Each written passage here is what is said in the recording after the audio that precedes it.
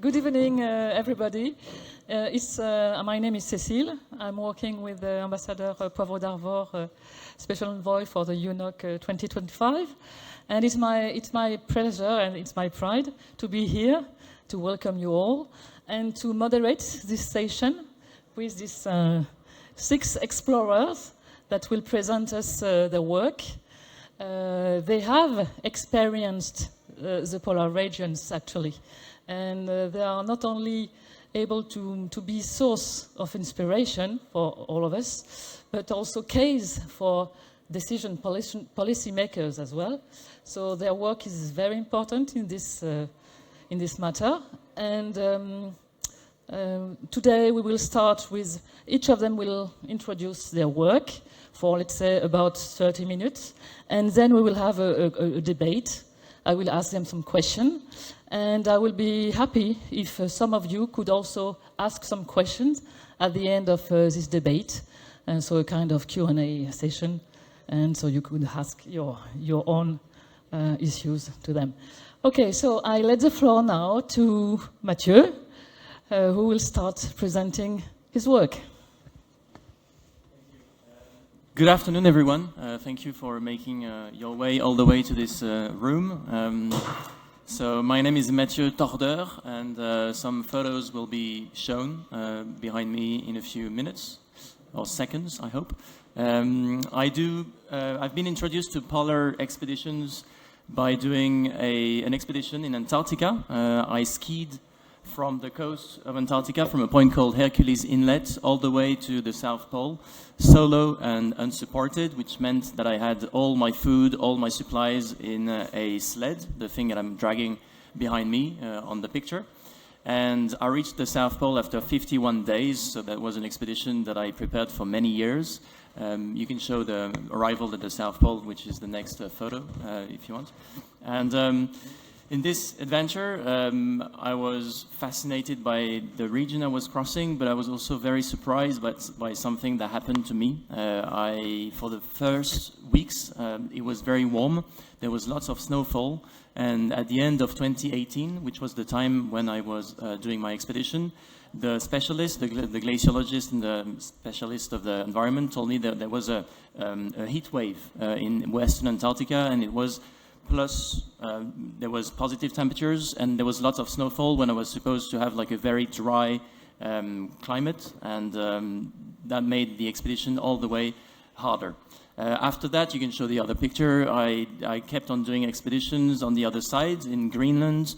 I capitalized on the experience in Antarctica to do more adventures and expedition in Greenland. I kite skied through the island from south to north. And obviously, the Arctic is a polar environment like the Antarctic, but it's very different. I'm sure, like you guys know, that there is an ocean, a polar ocean in the north and a continent in the south. But going there gave me a position where I was able to talk about these environments. I'm not a specialist of the environment. I'm not a climatologist, but I think we need both. We need the scientists that raise awareness about what happens in these worlds, and we need people that know how to communicate, people who can make pictures, do movies, and that's what I kept on doing after. You can show the other picture. That's during the Greenland expedition south to north, but I will end by telling you my latest projects, and that's the next slide again. It's movies we do on the glaciers, so that was taken on the Fechenko Glacier. The Fechenko Glacier is a massive glacier. It's 77 kilometers long.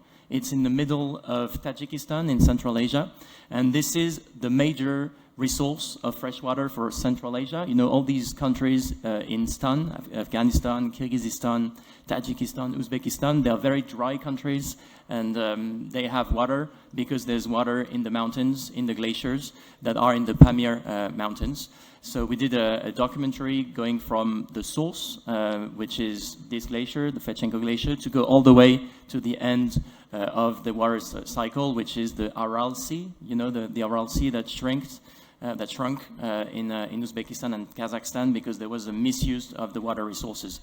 We did another film, and that's my latest slide, but oh no, that was on the Fechenko Glacier still. So the tough expedition, a very far away glacier, and the latest film we did, next slide, was closer from where we live. It was in the French and Swiss Alps. So again, we crossed the Alps on skis with a glaciologist to measure the melting of our alpine glaciers, and that was a movie we did for Ushuaia TV. So my job is to, try to link adventure with science message, and it's a way to touch people, because I guess through adventure, through movies, through conferences, we can convey a lot of messages, and together with the scientists, we can raise awareness to try to make a better place of this planet. Thank you for your attention.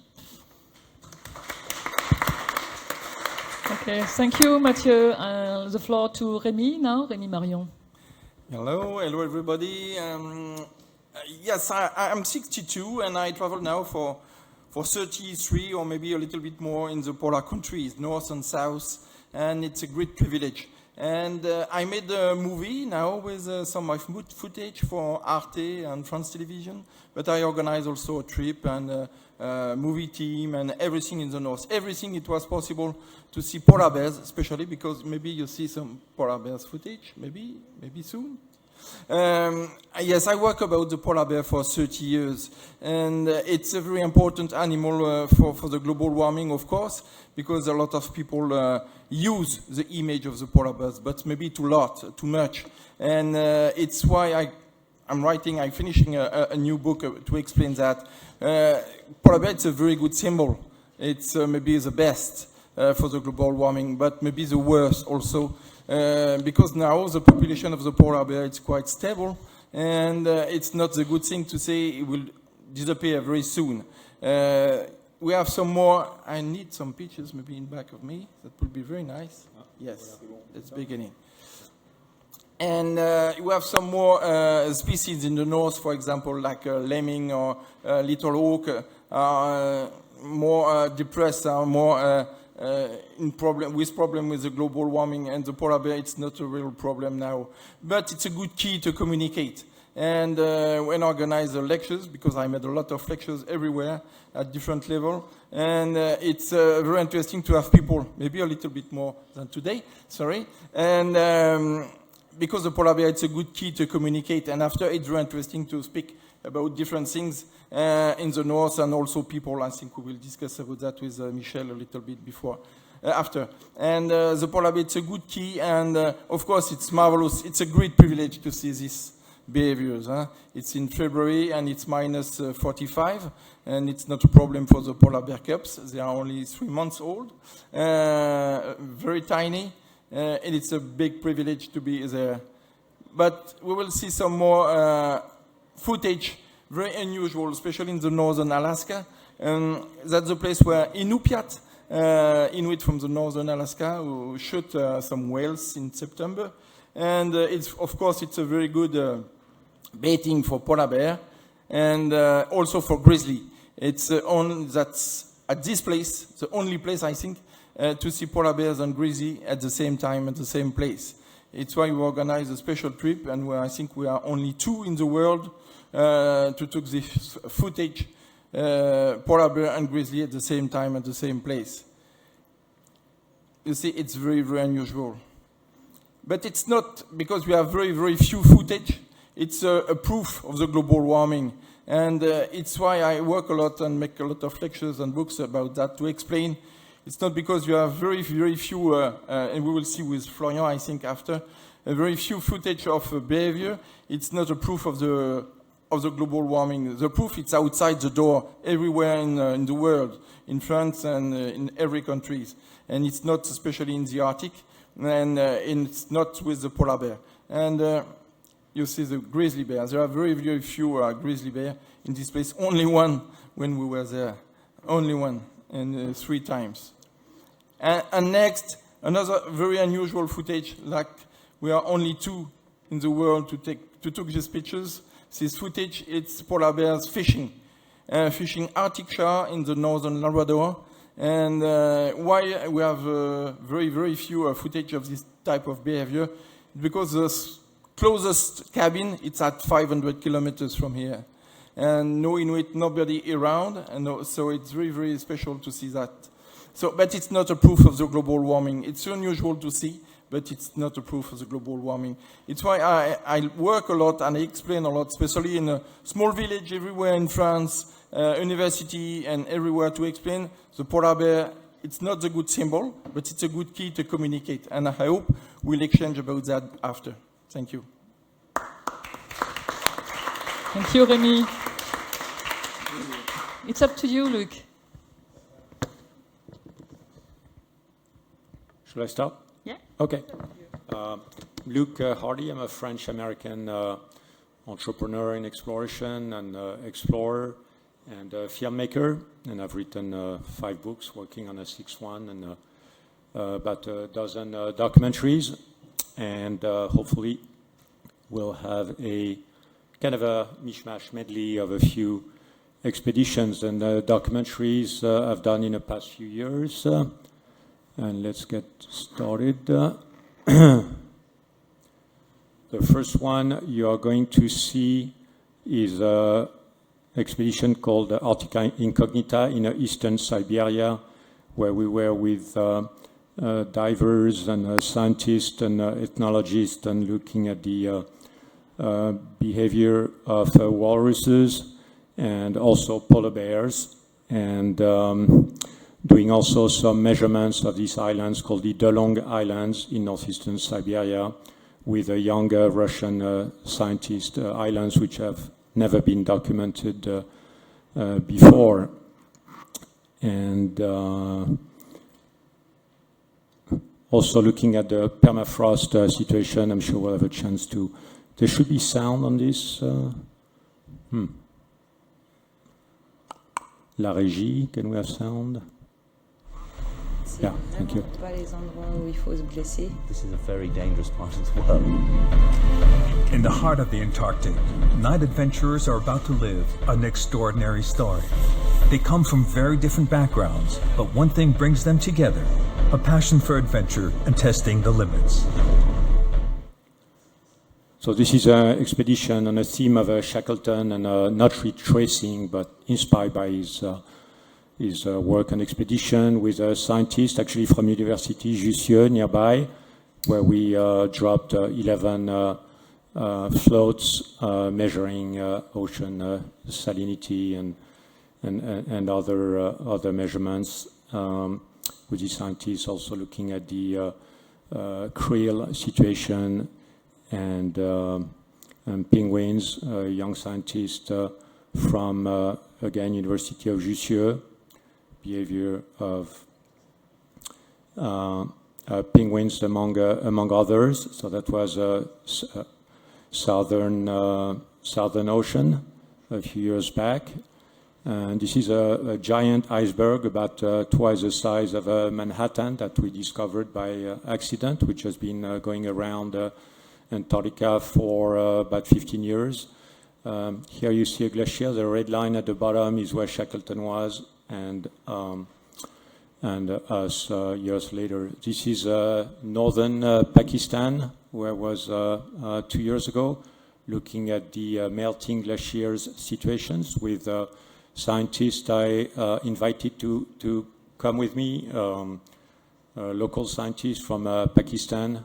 So traditional way of measuring the evolution of glaciers, both as they slide and melt or accumulate snow and ice over time, and looking also at the consequences. This is an altitude lake covered by water and snow, and when this breaks and melts, you have a kind of a liquid tsunami going down the valleys and destroying villages and bridges, like this one in Hassanabad and Hunzu Valley in Pakistan. That was last year, and just releasing a documentary about this expedition in the next few weeks. And I thought I would end with you all know the Mer de Glace, Chamonix, France.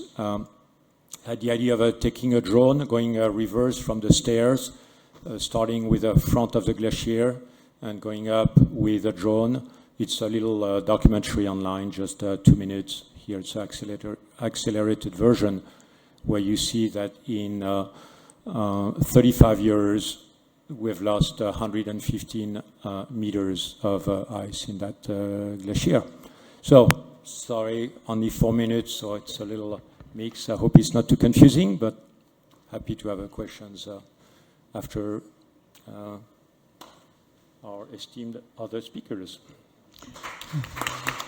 Thank you very much, Luc.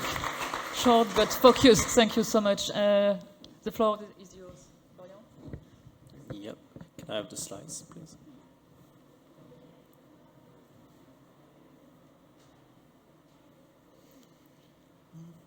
So, my name is Florian Ledoux. I'm an Arctic photographer and cameraman, but first of all, I'm a nature lover. Over the past decade, I've been dedicating my work and my images to give a voice to those that cannot speak, the ice and its ecosystem. And then we try to place it in different film projects, such as Polar Bear for Disney Nature or BBC and many more coming. Every winter, a small team and I, we spend our winter, month at a time, on the sea ice, witnessing firsthand the changes happening. We document the beauty, but also the fragility of the Arctic. To do that, we use the small boxes where we live for months at a time. They are perfect for us, giving us a full autonomy on the ice. They are tailor-made, and we just put them behind our sledges. Here, we are early March. The sun has just returned on the sea ice after a month of polar night. The air is crispy and cold. The sun casts a beautiful light on the white and blue canvas. It's minus 30. We met a big male. He was sniffing a female track and following it. He was beautiful. He was pure, majestic, and he had no scars. He was relentless in his quest, the quest to find a female.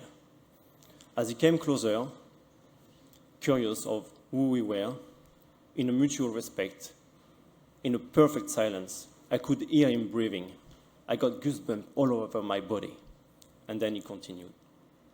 Eventually, later, a few weeks later, he found the female. They stayed together. They ventured on different types of sea ice together. They went up mountains and down mountains until finally she accepted him. Then they started to play together. They even ice skated on this fresh ice under a magical sky. After they mated, they fell asleep together on this white bed. It was an intimate and sweet moment that brought tears to my eyes. But the following weeks were marked by storms. The wind, strong wind, chased away the sea ice, leaving open water between the coast and us. On this image, we can understand better the situation with the coast on the right side. The ice being thinner in the winter time, it's more likely to break under the pressure of the storms. It was not only us struggling. We met this bear that was on the thin ice, and in order to not fall through the ice, he had to spread his weight. From above, we understand how the ice was looking, very thin. But in a changing landscape, we have observed a lot of new behaviors, including polar bears doing predation on reindeers. They have developed some unique skills, running at an insane speed up to 4 minutes non-stop. We have witnessed a lot of parameters that can impact the hunt, such as deep snow or hard snow. But what we see, but what we still see during the summer is that they can be successful in summertime.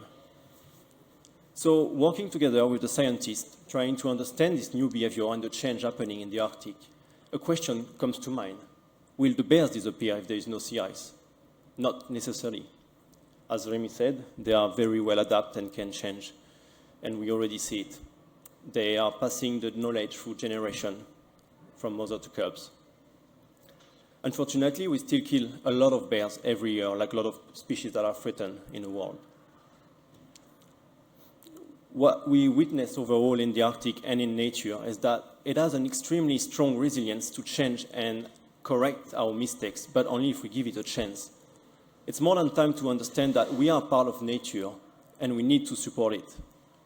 nature has a lot more to offer to us than just resources that we exploit. Thank you. Thank you very much, Florian. And now, Michel, it's up to you. Yeah. My name is Michel Ravicki. I'm, of course, involved with all is around cold, Arctic, white. And I'm sorry you're going to see again polar bears, which I meet since 30 years, close to Remy. My first encounter was 1992. And, but back to my story, my parents, and to speak about the Vallée de Chamonix and La Mer de Glace, I was in 1962 in this cave, and it was my first approach and my first thermal shock contact with ice, and I took the ice in my arms. I didn't know why exactly. I understood much more later that I had this more than opportunity, but real contact, sensitivity with the ice, with the element water, actually. And my second one was in Greenland, 1992 again, where I discovered these huge icebergs in Greenland, in the Disco Bay, Ilulissat Disco Bay, and I had really a shock. And it was really when I turned my regard, my way to understand, to think about climate change, because 10 years later, the ice went back north 300 kilometers. In 92, we used to move, and I did for the Guinness Book the biggest, well, I didn't work on this, but I shot the pictures of the biggest dog sled competition on the ice, and the ice at that time was 1 meter, 20 centimeters deep, thick. And 10 years later, the ice went back north 300 kilometers. So then I realized that something was really moving, changing, and the consciousness make that I'm more emotion explorer than also a photographer, to sensitize all around us what is changing, how climate, of course, but how the wildlife can adapt to the changes beside the human. I did 47 trips around Arctic and Antarctica, and of course, if we're all over there today, is to add further on the consciousness that something is really happening serious, and that we have to do on a personal purpose to be actors and not just let the thing do. So thank you to be there. I'm happy to share this moment with you, and I'm sorry again, polar bears. And but it's such an animal. It's such an emotion when you spend time by minus 45, sometimes 50, waiting for a female going out of the den when she's not ready to make the cub discover what is around, what is outside, that you're so excited to share this emotion. It's really magic. Thank you. Thank you very much, Michel. And now, Vincent, you close the session. Thanks a lot. Thanks a lot. Hello, everyone. My name is Vincent Hilaire. I feel like with my family here. It's very important, those kind of events, because we see again, we see sometimes, but we have a good feeling together. So I will present you with this film, What is Greenlandia? It's the project of my life. I've been exploring Arctic since 2007 thanks to Tara expedition. I was involved in the first Arctic drift of Tara, perhaps unique, before the new capsule now. So I fall in love with Arctic as like those guys. And we are trying since 9 years now to handle this climatic initiative. So we first, of course, take pictures as them because at the origin I was a photographer and journalist. So that's how I begin to work in Arctic. So we have a documentary part, as you see in the first pictures, footages. We have a second pillar, which is pedagogical. We try to connect students from Greenland for this huge fjord, which name is Vous me dites que la glace est un miroir we are qui nous trying renvoie to nos connect peurs et nos so craintes. the children of Géant d'où Itokotormit with French children and make travels. So it's like a kind of twinning, we can say, and it's very important for us because we think that to change our way of life and commitment, we need to understand what's going on up there and how they live. It's learning how you live that you will respect and you will try to do something. Of course, in an individual point it's important, but we need now, we have a rendezvous, as we say, with our life and future is to meet again all together around great subjects like global, the climate change, of course. So this is the second pillar of Greenlandia. And then the third pillar, it's very important also. It's a scientific pillar on this climate initiative. It's a scientific pillar. So we are really lucky to be on the footsteps in this ecosystem of Scoresby Fjord of Jean-Baptiste Charcot, which was a great French explorer from the past century. And we are lucky also to still have samples of Jean-Baptiste Charcot and his scientific team here, where we are now, in the National Museum. And since 2 years, we are sampling with guys like Pierre Saint-Joffre, a geologist from the museum. We are sampling in the same place, the same stones, we try to, as Jean-Baptiste Charcot and his teams did 1 century ago. Why? Because on the stones you have the substrates that we still have on the samples here, and comparing to the new samples we do, you see them now, you can have like a paleoclimatology of the Scoresby Fjord. So it's really a great opportunity of knowledge to have 1 century of view about this ecosystem. We have several scientific disciplines, of course. For example, we are also working on the code, on the Arctic code, because the Arctic code is in the center of all the food chain, alimentary food chain. So for the population of the Scoresby Fjord, which is our human and field observatory, we approach it like that.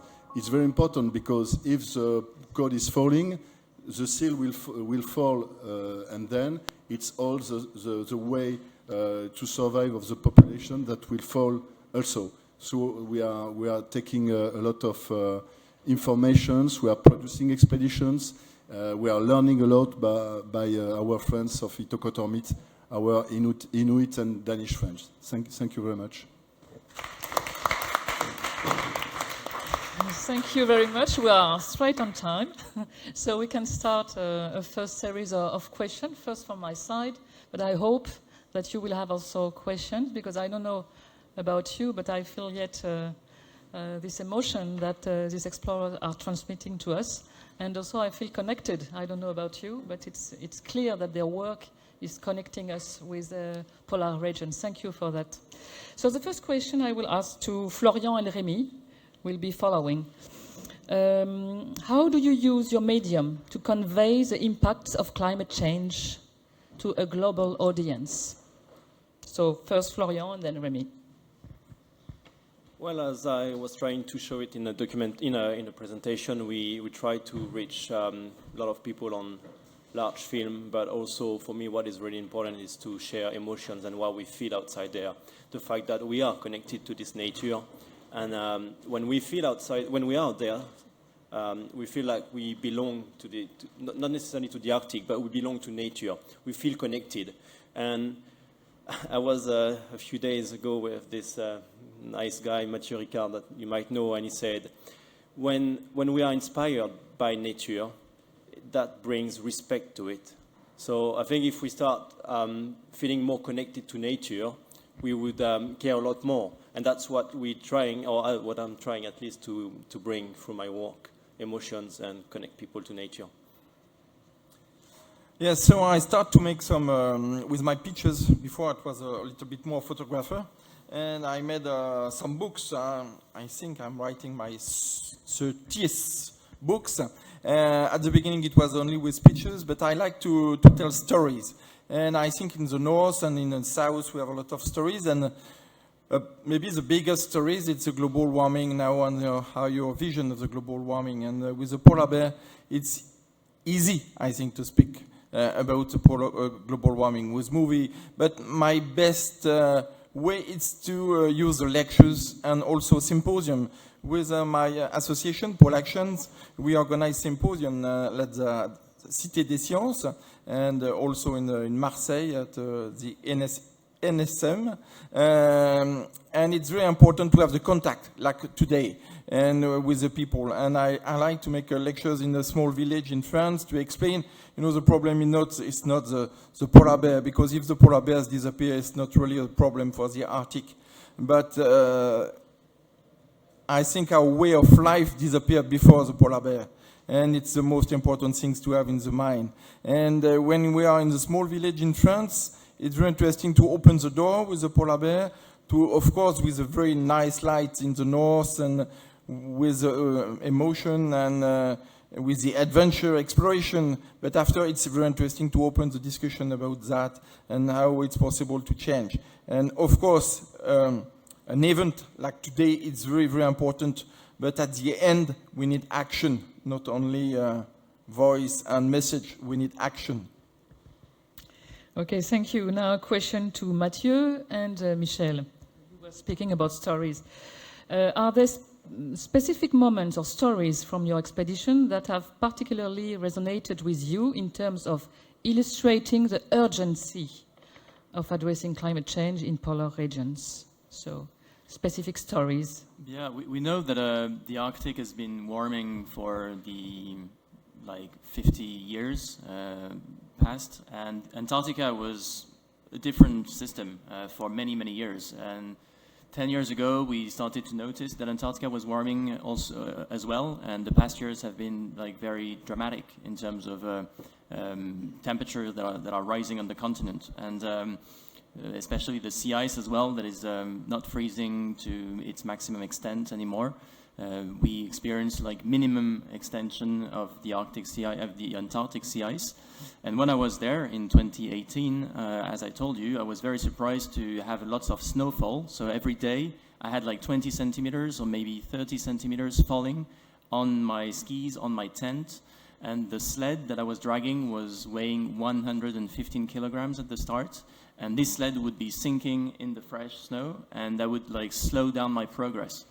And I was surprised because obviously I was ready for solitude, I was ready for cold, wind, whiteout, but not for snowfall. And facing this was something that I didn't expect, something that was pretty new for the continent in 2018 to have such warm temperatures. I had many days with -2 degrees when I was supposed to have maybe -15, -20.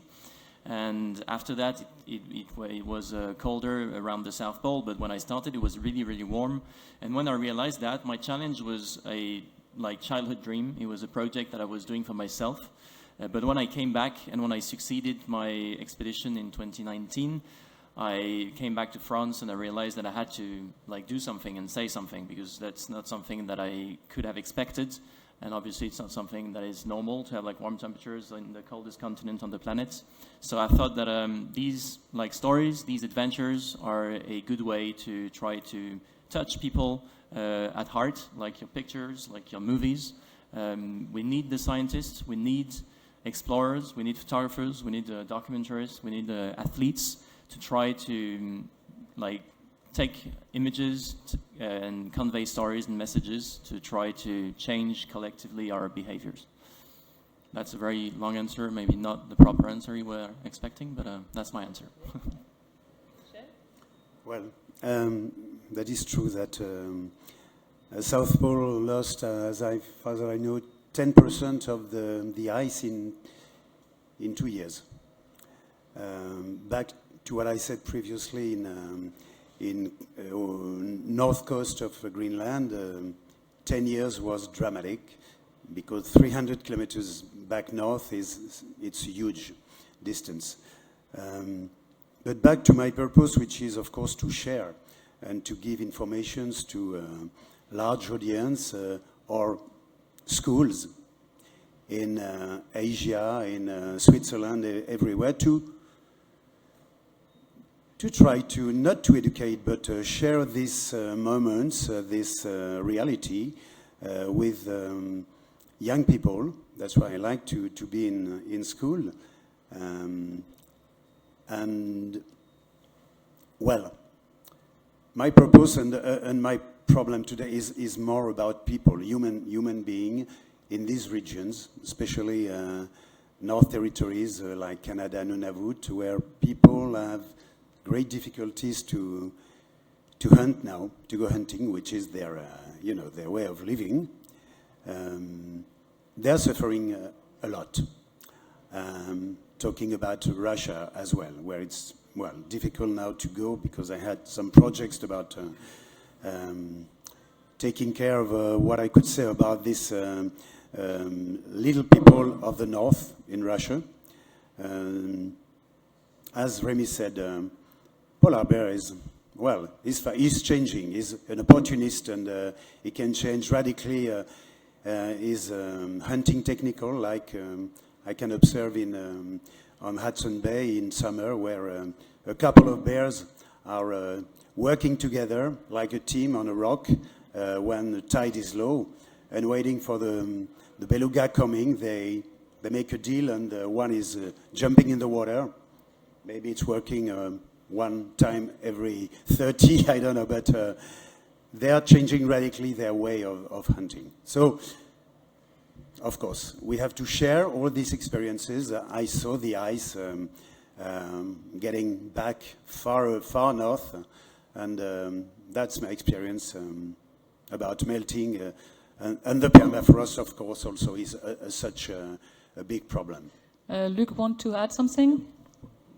Yes, I just wanted to add that often in these settings, we're kind of preaching to the choir, even when we do our photos, our films, our books.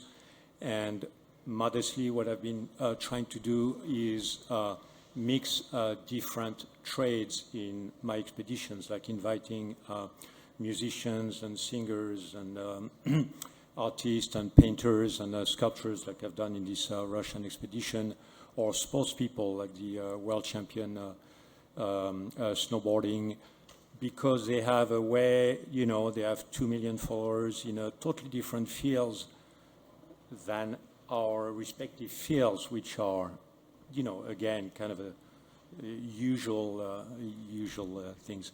And something I want to announce here today, if I may, is that I'm personally going to offer scholarships to young scientists, or not so young, by the way, so it's not the only criteria, scholarships for scientific missions, exploration, documentaries, both in the US through the Explorers Club, but also in France and elsewhere through the Société des Explorateurs Français. So if any of you have ideas of projects which can be helpful, feel free to reach out.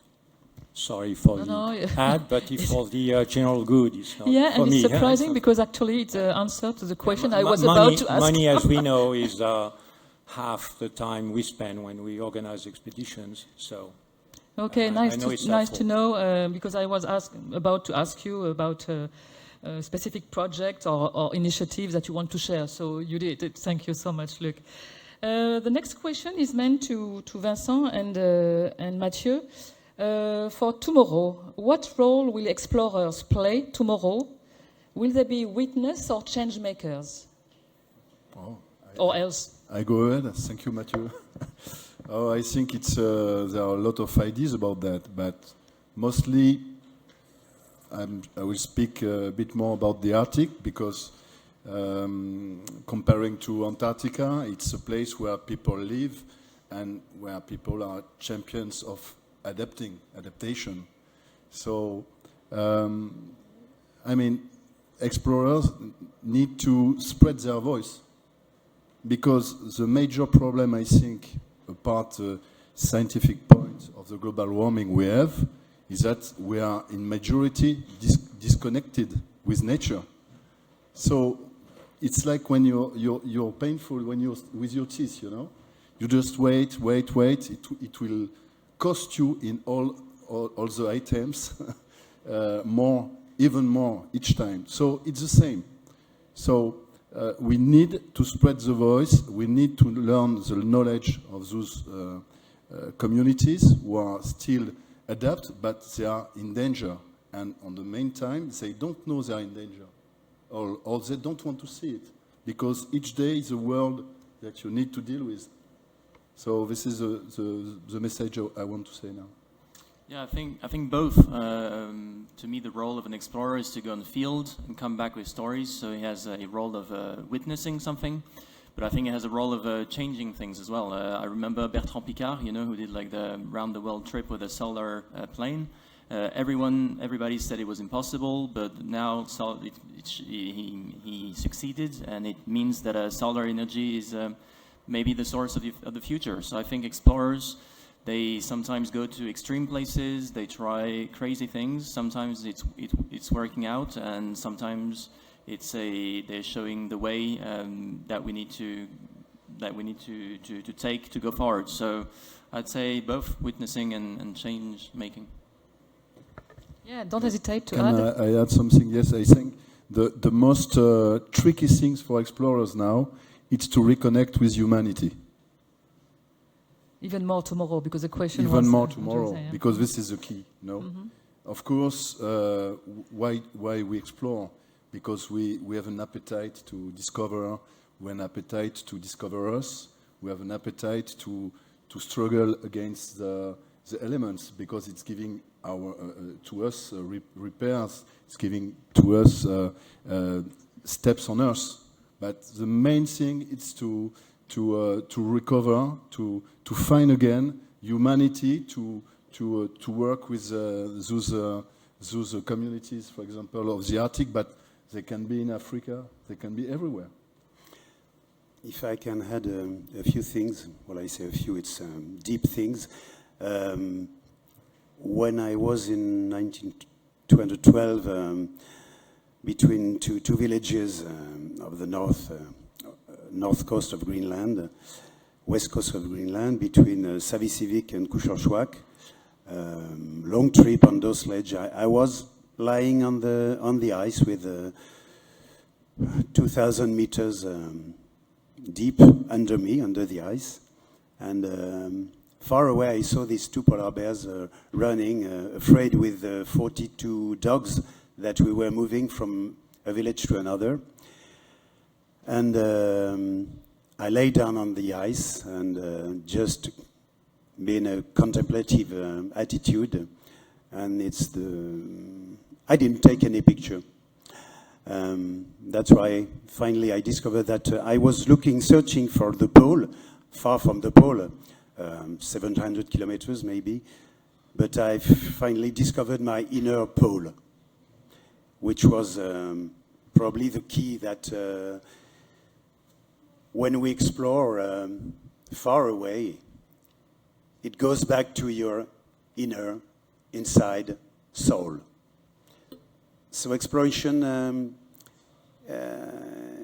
is an attractive way to discover your own capacity to live, to love, which is the key for exchanging emotion with people after. A big thing that I had to recover from is that I lost my son, Alexis, 11 years ago, a heart attack in mountain. And the only solution for me was to move, to explore, to cure, and find the way to recover from this disaster, which has no name today. So it helped me seriously all these years, 30 trips. in the cold, in the white, to recover from this dramatic experience. Thank you, Michel. I have a question also related to your work towards science. It's for anyone who wants to answer. How can you illustrate with concrete examples how your sensitive experience is feeding international research or science or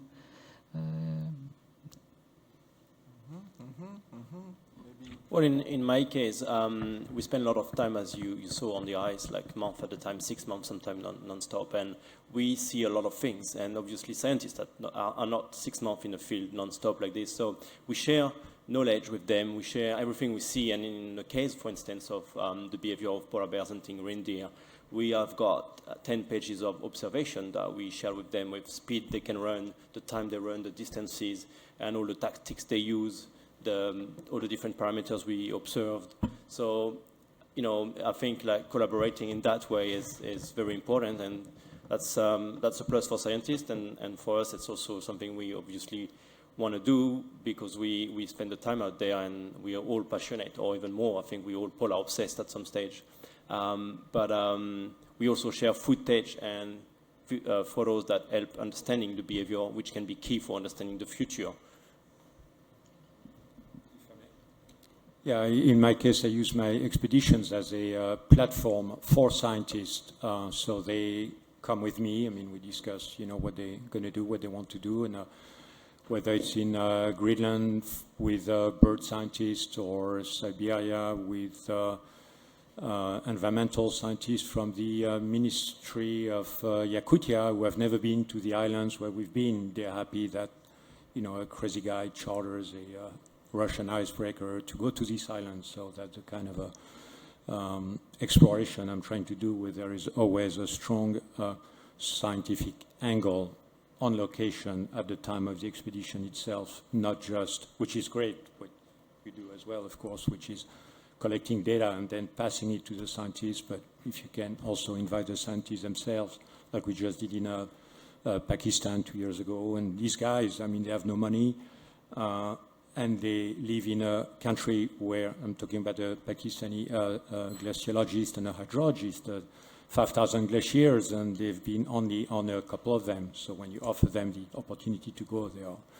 amazingly thrilled. Yeah, it's maybe another way. Because we are free, we are not attached with the laboratory or with the state. And I think our voice is free also. And of course, it's not very good for some people, but it's very interesting for me. I organize many symposiums, and outside, of course, the state and outside the laboratory, but I congregate in place for 2 days, some people from everywhere in the world sometimes. And it was very interesting to discuss outside a normal way for like a symposium, and it's really interesting to congregate everybody for this type of situation. But for me also, it's very interesting to have a free voice. And for the scientists, it's quite difficult to speak when, for example, the studies are not finished. They can publish something, they can say something because it's on the way, but we can speak very on the free. I think it's very, very important to open the voice to discussion and not to stay around scientists. We have to go on the field, of course in the north, but also in the small village, in the small school, in everywhere. And it's not possible for a scientist, but it's sometimes possible for us, and it's very, very important. No, just to say, in Greenlandia, we are still working on it. It's not finished, we hope so, if we find the fundraise. That's always also a problem of exploration, is money. So we are dreaming a lot, but then it needs to be a reality. So on the scientific component of Greenlandia, we decide on this human and field observatory we create in the Scoresby Fjord from 2015 till 2027. We decide also to work with human and social science researchers and also Earth researchers. So it means ethnologists, anthropologists on the community of Itokotormit, but after with geologists, as I showed with the film, biologists.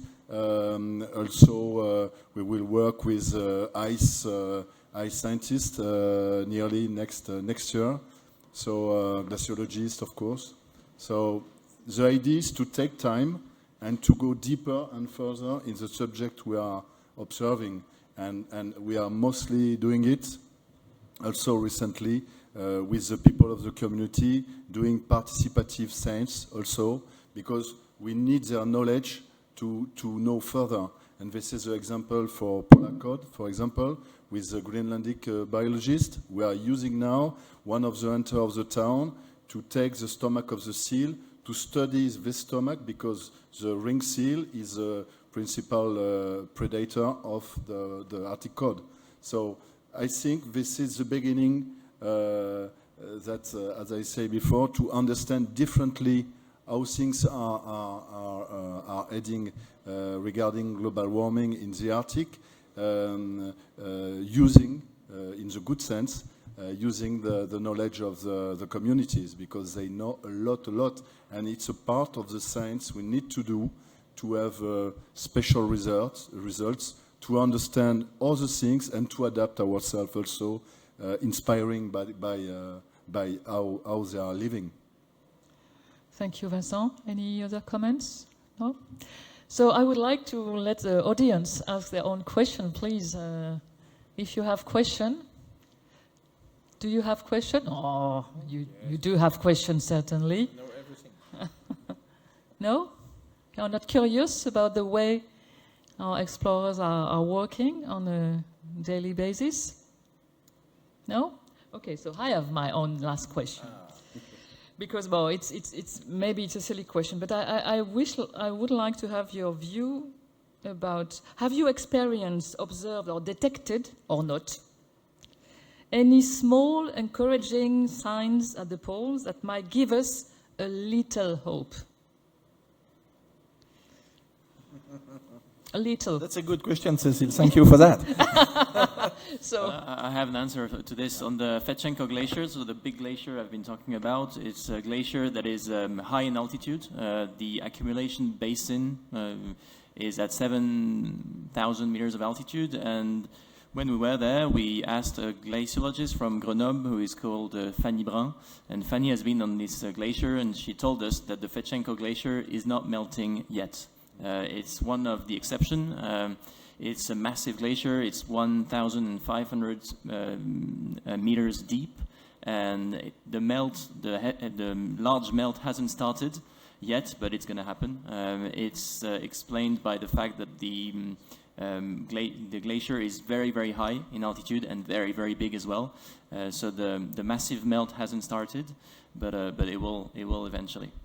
Yeah, if I can continue on this, in all my expeditions and travel, the only positive I've seen is that it's not yet negative. Or, for example, in northern Pakistan, there is what's called the Karakoram anomaly, where you see actually a few hundred glaciers which are either stable or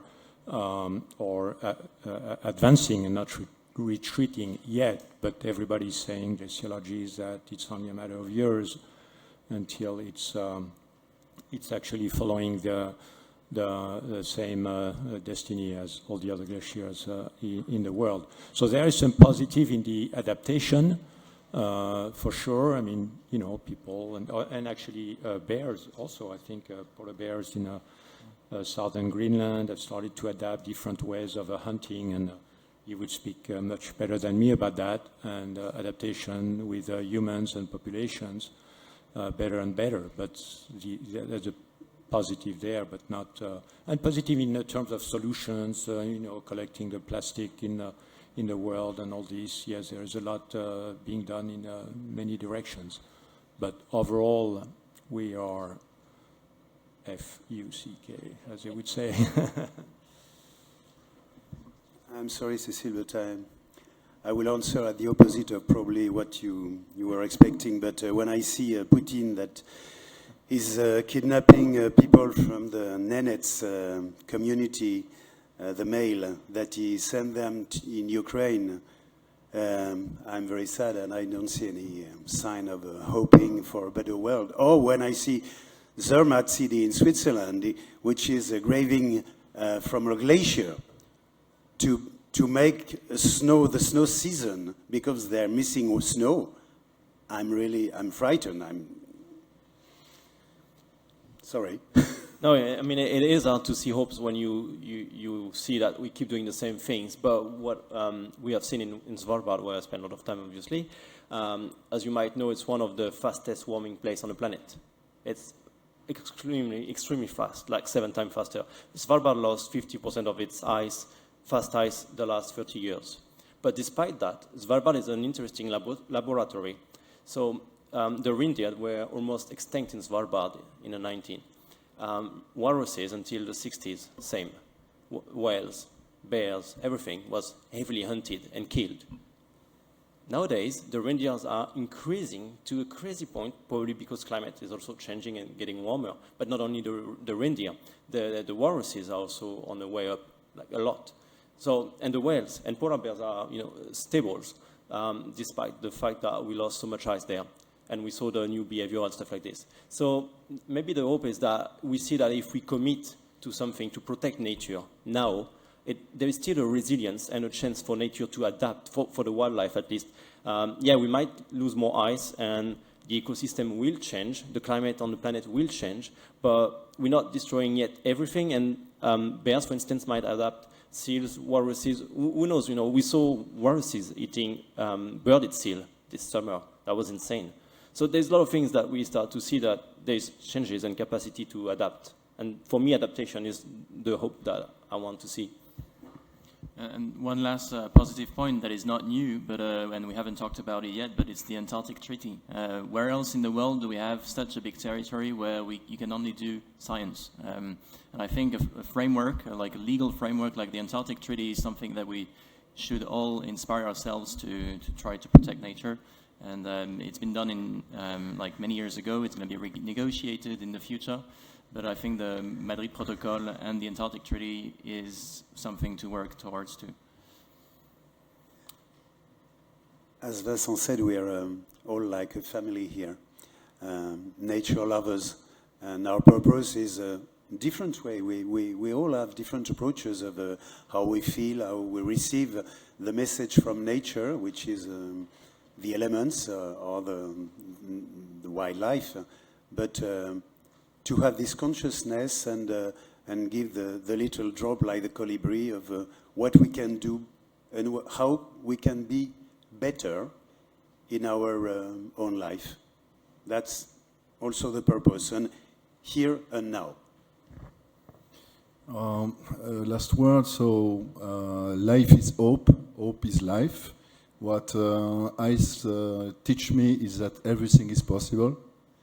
And also, I'm sure that the animals and a lot of things of nature will adapt. But the question is, what about us? Yes, maybe too close, I don't know. But yes, I think because I made a lot of lectures and maybe a lot of contacts with different people, I think the opinion is ready now to understand what's happened with the global warming. We don't need polar bears anymore. But now the people need the truth and action.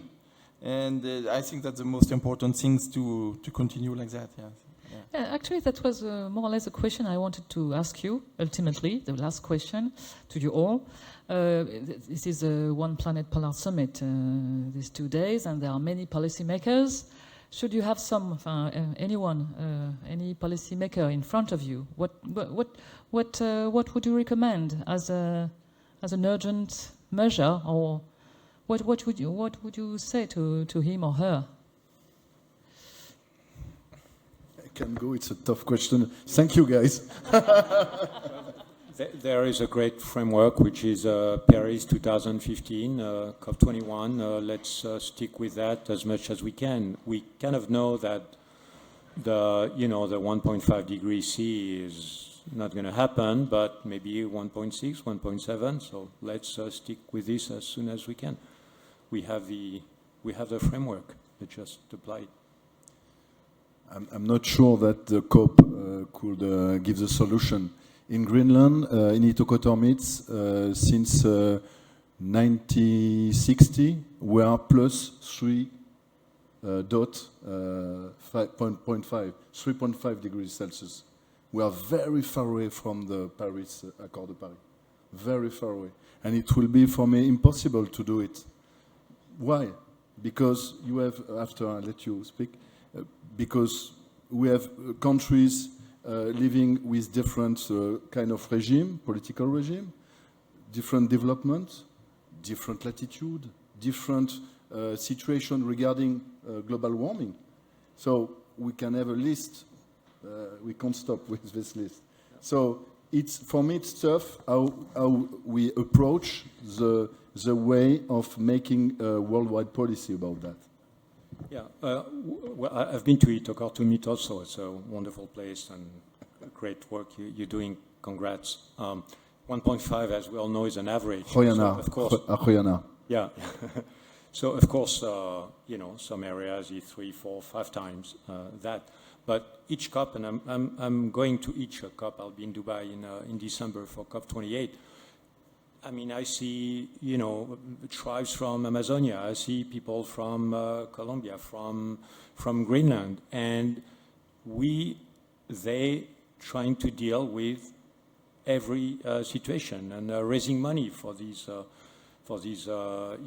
populations, and happens more in low-income countries and Marshall Islands and whatnot in the Pacific. So there is a lot of work which has been done. So I would not discredit the COP. We can have boots on the ground and pull our sleds like we all have done, and we can also go to these places. I think you're right. I don't want to discredit it, yeah. But I see now there are funds for climate, the consequences of climate change.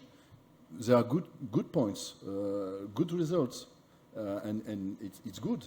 But the major question about what can we do with the monster we create is not answered. Mitigation of the global warming. It's not answered. Anybody has an answer? That's the point. We are in front of the wall now. You remember what Jacques Chirac said some years ago, or a long time ago, when the world is on fire and we just look at that without doing anything. Don't look up. Don't look up.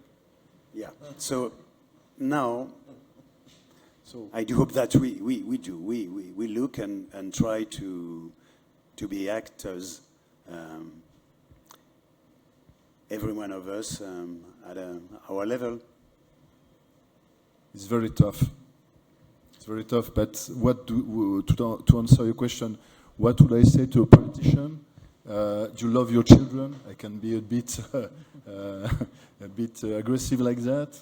No, I know what I would say. Like I've been thinking about it. So I would tell to stop any new projects of fossil fuel extractions. And the second thing that I would say, invest in education, because I think if everybody has the understanding of what's happening, then we are all on the same level, and any decision can be taken in favor of the climate.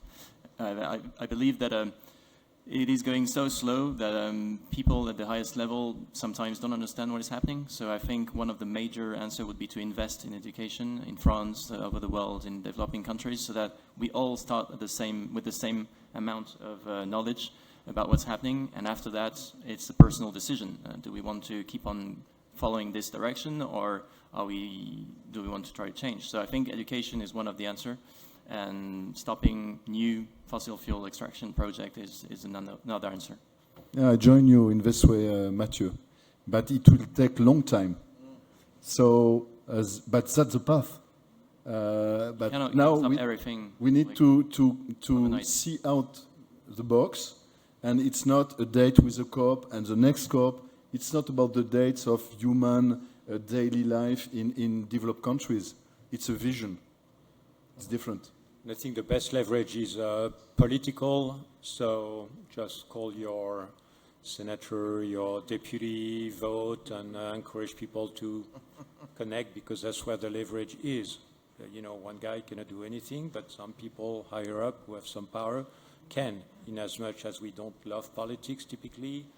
That's, you know, Bill Clinton was saying that years ago. That's, you know, hold your nose and just do that. Okay, so I think it is a nice conclusion, and don't forget to ask your question to the policymakers today or tomorrow, or to propose your ideas. Do not hesitate at all. So thank you so much for being there and for sharing your views and your emotions. You are all nature lovers, and you help us respect more the nature. Thank you, all of you. Thank you so much for being there.